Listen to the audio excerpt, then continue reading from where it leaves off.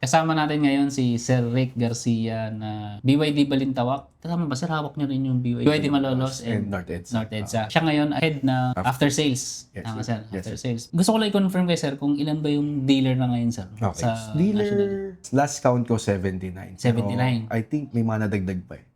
Tapos, itong last year, nagkaroon sila ng parang sa BYD Philippines, nagkaroon ng awarding.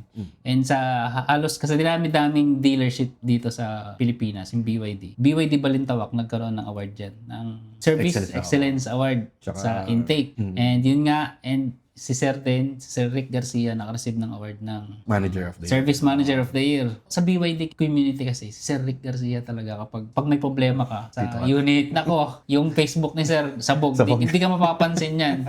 Nagkataon din na malapit ako dito and first PMS ko and dito ako sa BYD Balintawak. Andito si Sir, kaya nagpapasalamat ako, Sir, na Thank you rin, sir. naunahan niyo ako dito Thank you sa mag-visit. interview. So ngayon, sir, mabilisan lang. Diretso na natin yung tanong. Bakit hanggang ngayon marami pa rin takot bumili ng BYD or electric vehicles in general? Kahit pa paano marami na kayo nakakita dito sa kalsada, lalo na sa Metro Manila na mga naka-EV. Na-EV, So, bakit? So, dalawang factor. Number one is na may stigma. May stigma kasi about China brand way back early 2000 and the mid-2010s. So, parang may stigma na sirain, ganyan. So, as a matter of fact, ngayon, si BYD kasi, hindi, siguro di alam ng tao, yung mga engineer niyan, di ba, nakita mo yung tsura na sila yun eh. Oo. Mukhang Porsche. So, yung mga engineers, may mga German engineers din sila. So, it's China-made, pero yung technology is marami nang na-adapt si BYD. So, second is, I think more of the culture na, for example, yung isang family ko kilala, talagang brand X sila. Mula lolo, nanay, tatay, lahat. So, nagkaroon na ng tradition sa family nila na not welcoming other brands because they trusted this brand. So, how can you know or try na yung reliability if you do not own a BYD? Okay.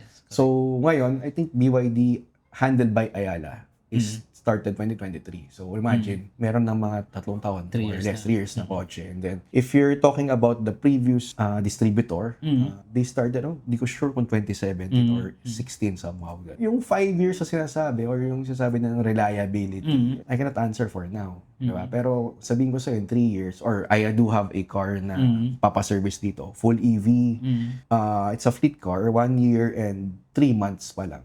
Pero ang tinakbo niya na is 80,000. Wow. So that's good Dami for naman. more 5 years, diba? So ang takbo niya is mostly, it's around for the north. So the car is in tip-top shape. Battery health is 99.3. 99? 0.3. Grabe Oo, I kind of the numbers then. Then Grabe. may factual numbers tayo and then the ride is still good. Tapos, kumbaga, they purchased na rin for their employees for personal use. So, kung tanongin niya about may mga nagkakaroon pa ng doubts about reliability, yun na ang issue eh. So, siguro the numbers could speak for itself. Mas maganda na lang din talaga. Oo. Try nyo na lang. Oo, try na lang. Tsaka yun, siguro yung open-mindedness din eh. May mga owners na talagang hahanap ng way na wag BYD or wag mag-China. Yes. Sa actual experience, sir, dito sa Balintawak, anong pinakamaling expectation ng mga first-time EV buyers? Maling expectation. So, range. Okay. Ito, diniscuss ko rin to during my, specifically sa EV. So, di ba, meron tayo diyang estimated range. Pag sakay mo pa lang, kasi nag-uo naman agad dyan. May range na doon. Range talaga. So, yan, dinray ko yan. I did have a trip sa Quezon. So, Ato 3. Ato 3, okay. So, para ma-explain ano ba yung sabihin na range na yan. So, marami kasing parang, I think may nag-post pa yun. Ato 3 rin yun. Okay. Ako before pa na parang hindi daw, sobrang kalahati daw. Gano'n. So, ang EV, alam naman natin, motor, di ba? Battery motor, yun lang naman. So, wala alternator yan. Wala. So, isipin natin, paano tayo nagkakaroon ng voltage, ng kuryente, yung 12 volt, kung walang alternator. So basically, kinukuha niya rin sa high voltage.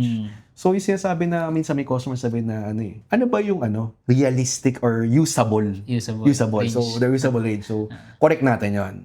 hindi sa usable lahat yan. The range is usable. It's not, ang baka ang meaning niya is usable via drive motor. Kasi ibig sabihin, diba, usable siya ng umikot sa Pag umikot gulong. yung gulong. Pero you have to take into factor yung low voltage, which is aircon, di ba? Radyo, lahat ng ilaw, lahat ng ADAS mo. Tapos pag na-incline pa yan, di ba? Yeah, iba na-incline, yung mas malakas. din yan. So, Matapak ka eh. yun yung madalas na misconception. We have to explain. So, although dito naman sa amin, ina-explain na naman namin kasi minsan ang releasing process dito, demo, matagal. Because we made sure na inintindi na, ini-explain namin up to pag-charge, paghugot, kahit mga gano'n. No? Sa experience mo, sir, diba 2 years ka na rito, sir, sa ano? Ano ba yung usually na madalas na nasisira or may ano sa inyo dito? Mostly, ano lang mga maliliit na bagay lang. Minsan, software update lang. Yun lang yung madalas for EV. Makikita mo lang sa workshop later Kaya na nga eh. wala kaming unit dyan na inaalikabok na tumagal na for a while. Ito, sir, ito yung madalas na nakikita ko rin sa comment na paano kapag binaha dahil alam natin dito sa Pilipinas, mga parte ng Metro Manila na bahain. So kapag inabutan yung kotse, ano sir? Ano bang Pag inabutan, okay. So, full EV natin are equipped with, we call it IP67 standard. So, it can withheld flood 1 meter within the next 30 minutes. Or 3 feet daw. 3 feet is 1 meter basically. 3 feet, 30 minutes. So, kaya mo siya. Ngayon, number 1, kung alam mo nang bayabaha ka na, lusong mo para mailabas mo siya. Okay. That's safe, okay lang yan. Pero syempre, after that, you have to bring it to dealership, needs preno, syempre, inspect lang din. I have personal experience na tinawid ko. Hindi pa Anong unit, sir? Ano yun? Seal 5 ba yun? Seal 5, hybrid pa to. Hybrid pa. So, ginawa ko, pinuto yung EV mode, parang hindi nag-engage si engine. I think parang half nung tires yung kaya niya. Pero yung baka pinasok ko, umabot hanggang headlight. Headlight? Oo, Buti headlight. hindi pinasok yung sa floor mo? Hindi pinasok. Seal?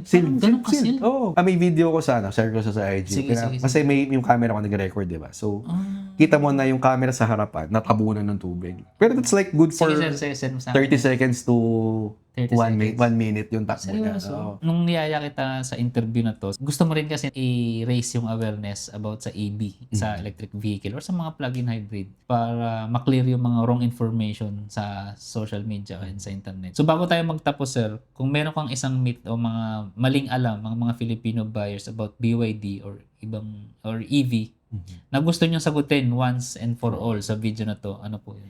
Actually, siguro is number 1, yung kanina, pinag-usapan natin, hindi po disposable to. Hindi po disposable. Okay. Yun yung pinaka-number kasi ito yung mas maraming comment na after 5 years dispose mo na yan. Okay. After 10 years? 10 years dispose mo na yan.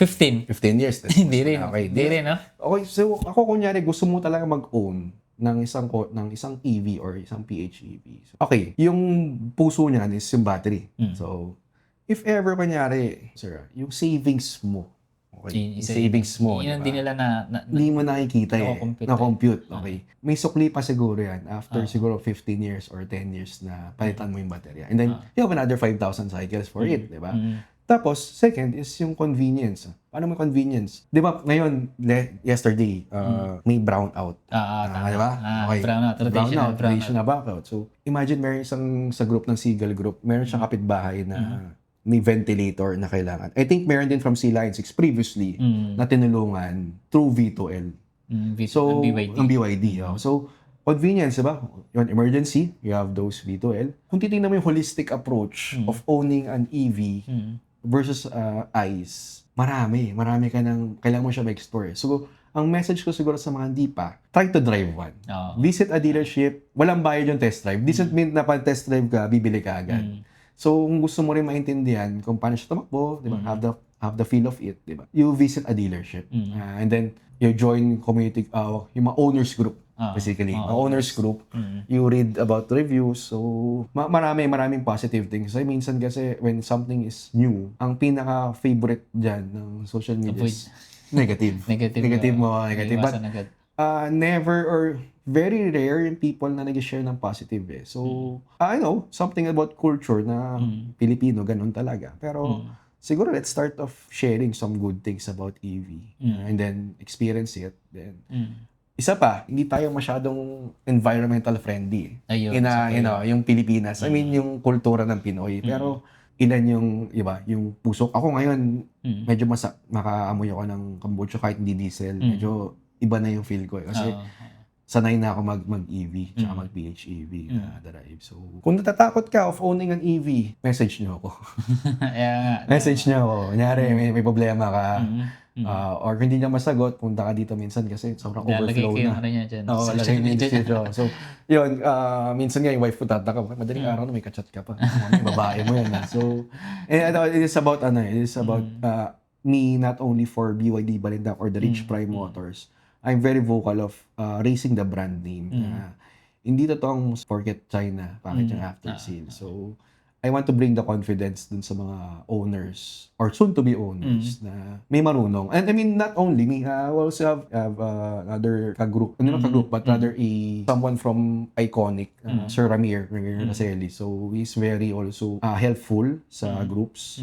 And then, yung mga dealers natin din, we also have a communication line, dealer 1 to dealer 2. And may manatulungan din tayo dyan na from, kahit di ko customer, but yung question niya nasa isang dealership. And we tell something na to assist. So, we have a common goal of delivering after sales, good after sales. So, we do work then together. From North naman yan, we have sila Sir Oscar from BYD Pampanga. Ayan, katulong din natin siya on helping yung mga customers on their ownership experience. So, ayun sir, Itong interview na to inabot ng 1 oras mahigit. Kaya marami akong mga pinutol dito na topic. Abangan mo dito yung mga susunod kong upload dahil sobrang importante din ng mga topic na mga nawala dito.